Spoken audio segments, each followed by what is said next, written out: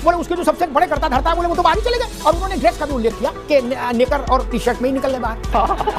आपके पास 334 थे, 300 बचे, ये 34 कहाँ गए? स्टैंड है, ये हमारी नैतिक हमारी जीत है।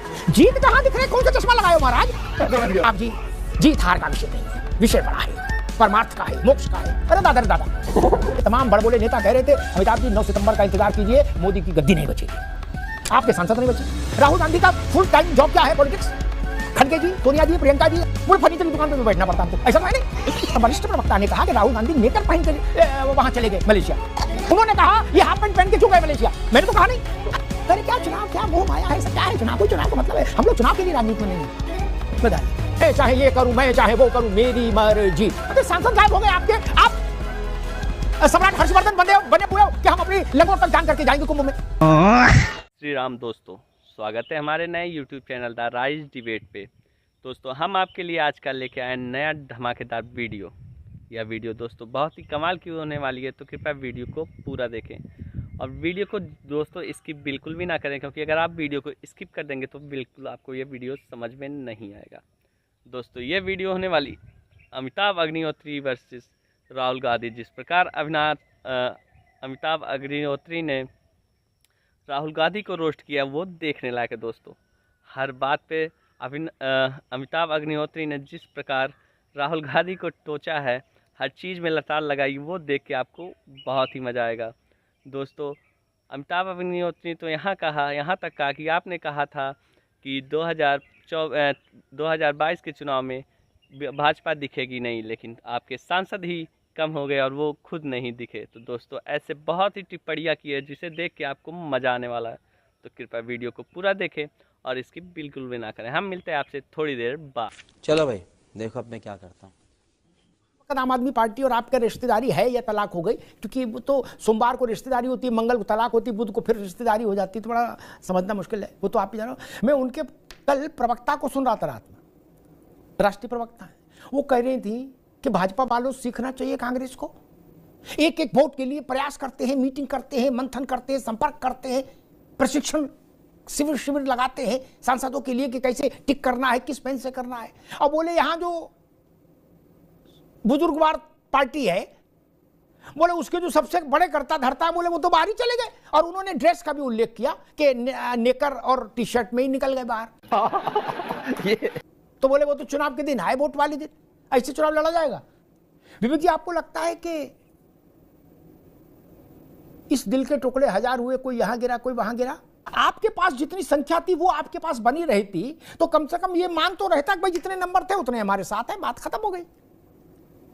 आपके पास 334 थे, 300 बचे, ये 34 कहां गए? अमिताभ जी, बात ये कि आप जो 34 की बात कर रहे हैं या हम कहें कि 15 कहां गए, बात उसकी नहीं है। बात यहाँ पे ये है कि जो वोट निरस्त हुए हैं वो सूत्र बता रहे हैं कि वो 10 वोट एनडीए के निरस्त हुए हैं, तो ये भी एक विचारणीय प्रश्न है अगर है ये। और दूसरा अगर आप देखें कौन से सूत्र बता रहे भैया विवेक जी? ना विवेक जी, हमने तो किसी सूत्र का जिक्र ही नहीं किया, आपको कौन से सूत्र बता गए? इसमें तो कोई माई का लाल बता ही नहीं सकता कि किसका निरस्त हुआ। मैंने तो नंबर बताया, 334 कांग्रेस के द्वारा बताया हुआ नंबर है इंडिया ब्लॉक का, 303-34, और आए 300, बात खत्म हो गई। 34 कहीं तो गए, रामनगरिया में खोए, कुंभ में खोए, दशा 15 कहें खोए, आपकी बात ठीक है, लेकिन हमारे लिए सबसे अहम सवाल ये है कि इंडिया, मैंने कल भी कहा था इस बात को आपकी इसी डिबेट में, कि आज 11 सालों में जो परसेप्शन बना है कि सत्ता ही सब कुछ है, जीत ही सब कुछ है। आज कांग्रेस ने कहा, कांग्रेस का स्टैंड है कि ये हमारी नैतिक हमारी जीत है और विचारधारा की लड़ाई है जो आगे भी जारी रहेगी। कांग्रेस को मालूम था कि एनडीए के पास पर्याप्त संख्या बल है, वो जीतेंगे। तब आप लोग ये क्यों कह रहे थे कि 9 सितंबर को मोदी हट जाएंगे? तब आप लोग ये क्यों कह रहे थे? जब आपको पता था तो क्यों बोल रहे थे? आप 14 सांसद कह रहे हैं, हम कहेंगे 14% हमारा वोट बढ़ गया पिछले बार से। ना, तो उसका कारण है, एक मिनट, अब रुकना होगा विवेक जी, अब रुकना होगा। आपका वोट इसलिए बढ़ गया कि आप 50 से हो गए 99 लोकसभा में। अब रुक जाओ, आप लोकसभा में 50 से 99 हो गए, इसलिए वोट बढ़ गया। जीत कहां दिख रहे, कौन से हो सकती है आपके 30-34 सांसद गायब हो गए, फिर तो आपको प्रणाम। आप जैसी कांग्रेस पार्टी, और जब कोई, मैं आशीष जी के पास चलूंगा, रुकिए, मैं बड़ा खिन्न हो जाता हूं जब कोई राजनीतिक दल जो चुनाव लड़ने के लिए रजिस्टर्ड हुआ है, नहीं तो कांग्रेस अपना रजिस्ट्रेशन एनजीओ में नहीं कराती, फिर अचानक से गौतम बुद्ध हो जाती वो राजनीतिक पार्टी, कहती अमिताभ जी जीत हार का विषय नहीं है, विषय बड़ा है, परमार्थ का है, मोक्ष का है। अच्छा ना महाराज, फिर काहे को राजनीतिक दल बनाए हो, चुनाव लड़ रहे हो, फिर ये क्यों बोलते हो बारात का दूल्हा लंगड़ा दूल्हा, नहीं बारात का घोड़ा लंगड़ा घोड़ा, जनवासे की का घोड़ा, ये काहे को बोलते हो? आपको तो चुनाव लड़ना ही नहीं, आप तो जनसेवा के लिए आए हो।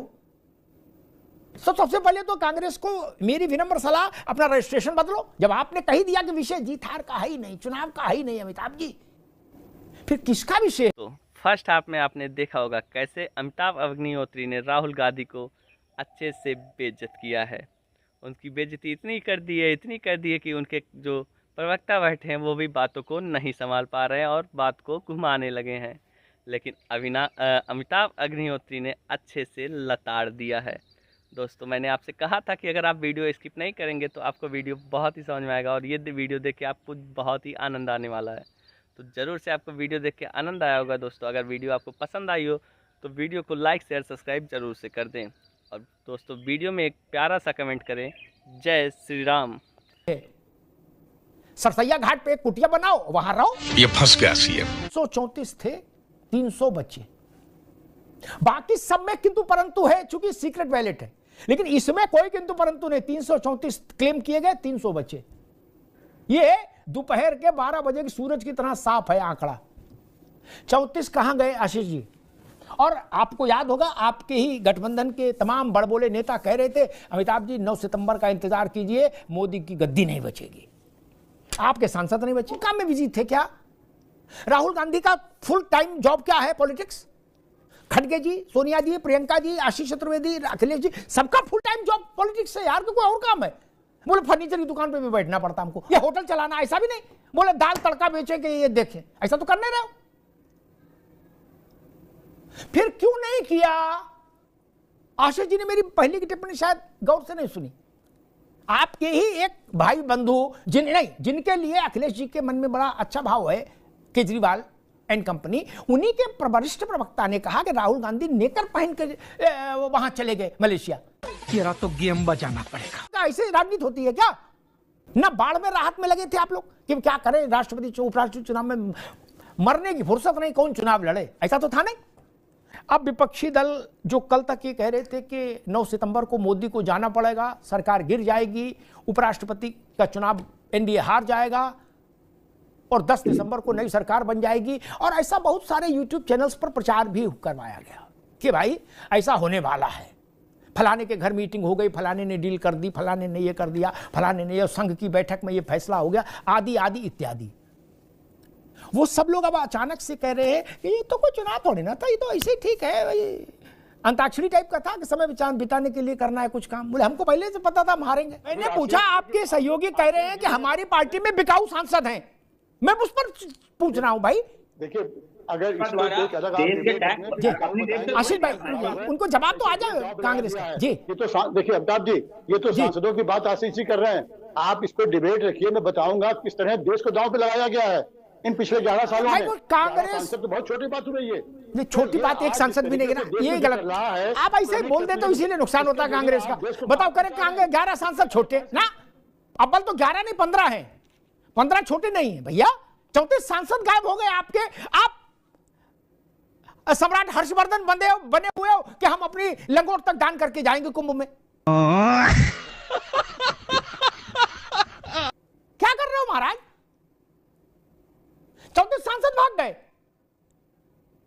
और आप करतल वेक्षा तरतल वास कर रहे हो। बोले नहीं मुद्दा ये नहीं है। अरे मुद्दा क्या है चाचा, यही बताओ फिर। चुनाव काहे को लड़े थे अगर मुद्दा नहीं था तो? मैंने पूछा, जो आपके घर में 334 थे उसमें 34 कहां भाग गए, उस पर 1 मिनट बोलने तैयार नहीं हो आप। बाकी दुनिया की कहानी है आपके पास। तो मलेशिया क्यों गए? क्या मणिपुर से बड़ा ये चुनाव था? वो तो प्रधानमंत्री थे।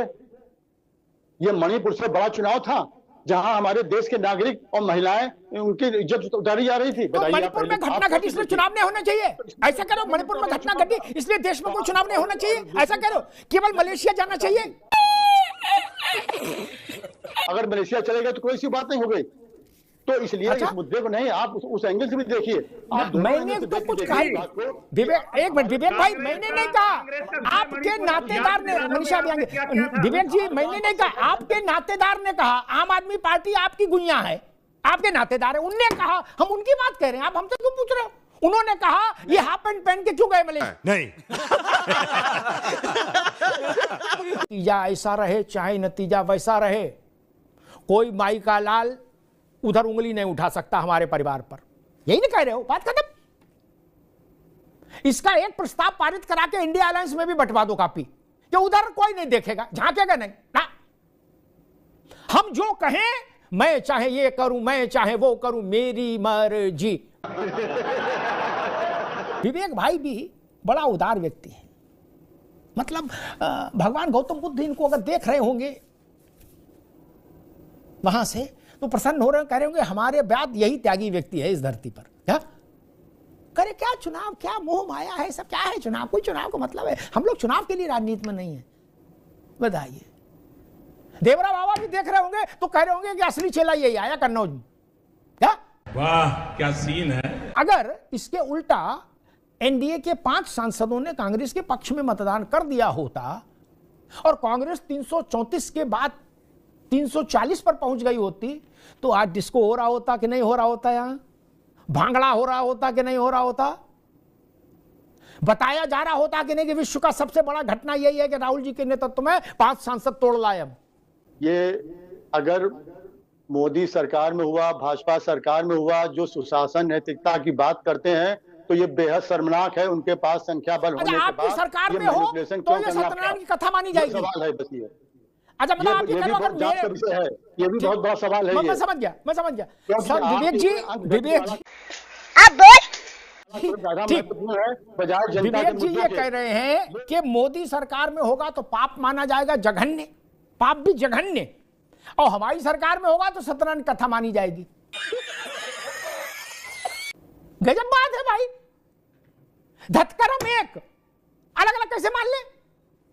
पाप एक, बोले हमारे में हो तो मानना ये नवरात्र का मामला है, और उनके में हो तो मानना जघन्य पाप है। अरे भैया सीधी बात बोलो। अब भारत बदल गया महाराज, कहां चक्कर पड़ो, इसीलिए लोग लपेट लेते हैं।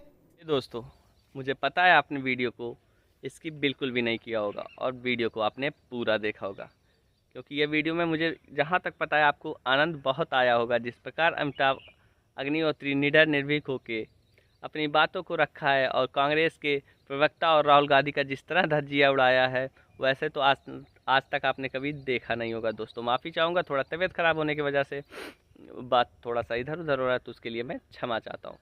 दोस्तों ये आपको पता होगा, कांग्रेस का जिस प्रकार धज्जी अमिताभ अग्निहोत्री ने उड़ाया, वैसा आज तक किसी ने नहीं उड़ाया होगा। लेकिन दोस्तों ये वीडियो काफ़ी अच्छा बना है, तो कृपया आप वीडियो को पूरा प्यार और सपोर्ट दें। दोस्तों एक चीज़ और, अगर आपको वीडियो पसंद आए तो आप वीडियो में जय श्री राम ज़रूर से लिख दें। जब आप जय श्री राम लिखेंगे तो इससे मुझे भी और मोटिवेशन मिलेगा और मैं अच्छी वीडियो लेके आऊँगा। दोस्तों आगे किस प्रवक्ता का वीडियो देखना है वो भी आप हमें कमेंट में सजेस्ट कर सकते हैं। तो हम मिलते हैं दोस्तों आपसे किसी और नए अच्छे वीडियो में, और ज़रूर आप उस वीडियो को भी सपोर्ट प्यार करिएगा और सब्सक्राइब जरूर से कर दीजिएगा।